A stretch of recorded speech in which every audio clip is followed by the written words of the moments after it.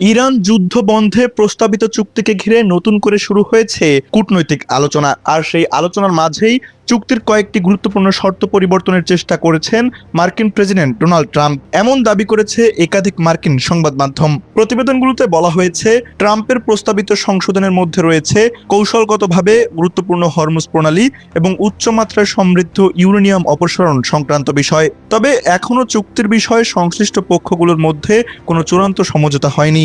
এর আগে ইরানের সঙ্গে যুদ্ধবিরতি সম্প্রসারণের একটি রূপরেখা নিয়ে রুদ্ধদ্বার বৈঠক করেন ট্রাম্প, কিন্তু শুক্রবারের সেই বৈঠক শেষ হলেও পরবর্তী পদক্ষেপ নিয়ে কোনো স্পষ্ট ঘোষণা আসেনি।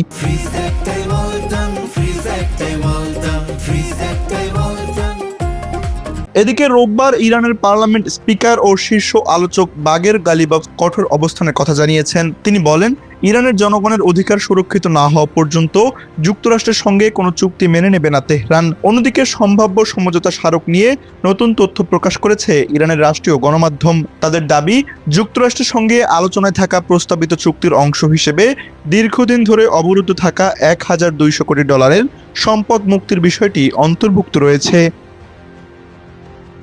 চুক্তির শর্ত পরিবর্তনের চেষ্টা, যুদ্ধবিরতি নিয়ে অনিশ্চয়তা এবং উভয় পক্ষের কঠোর অবস্থান, সব মিলিয়ে ওয়াশিংটন ও তেহরানের মধ্যকার আলোচনা এখনও গুরুত্বপূর্ণ এক সন্ধিক্ষণে দাঁড়িয়ে আছে।